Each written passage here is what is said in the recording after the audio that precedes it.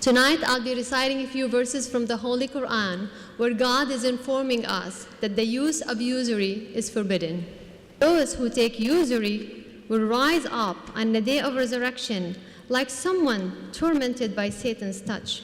That is because they say trade and usury are the same, but God has allowed trade and forbidden usury. As we gather here tonight, we gather together inside of a theme that we call moving from groaning to rejoicing. We gather with our Jewish brothers and sisters as they are preparing to face Passover. The Israelites found themselves under Pharaoh's iron feet of oppression for hundreds of years. Out of that crushed place came groanings. And when that pain became public, they took their first step towards moving from groaning to rejoicing. That's exactly where we were last spring, when GBIO congregations all across Greater Boston held over 200 house meetings with more than 2,000 people in those house meetings, responding to the question, how has the economic collapse affected your life?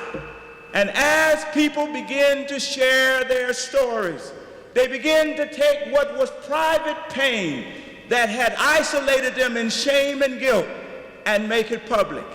And as we begin to share and listen to one another's stories, we actually begin to move. We're moving because we discovered that here in the state of Massachusetts, the Commonwealth of Massachusetts, they have something called a usury law.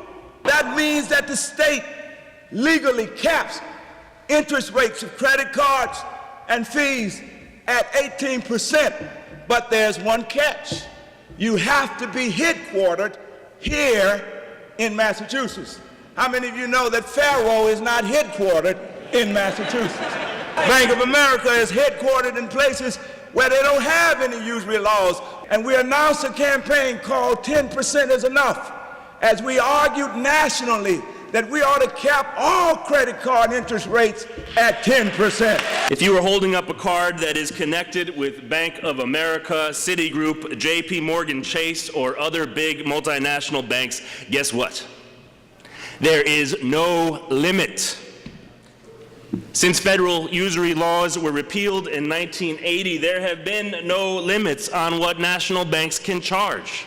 We have speed limits, but we don't have greed limits. We are here tonight, about to be standing together with the treasurer to use our collective pressure or the threat of pressure to start establishing limits with big banks. If Bank of America is unwilling to abide by state usury laws, will you publicly commit to initiating the process to divest mass municipal depository trust funds from Bank of America?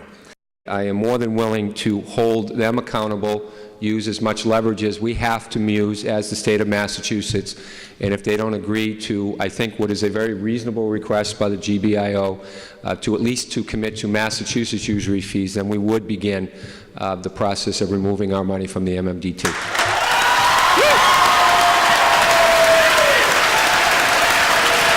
GBIO, let's celebrate that.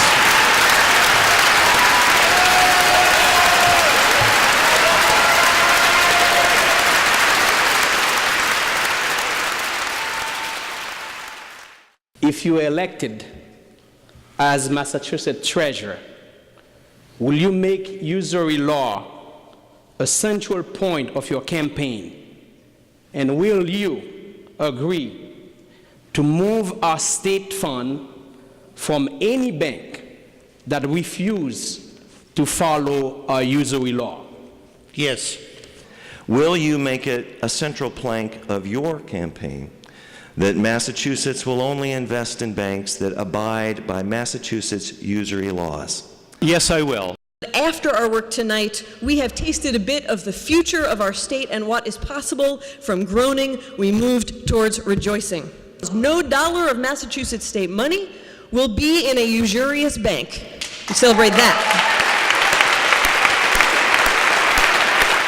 If we organized enough, we could perhaps get Pharaoh to hear us declare that God said, "Let my people go, and cap the interest rate.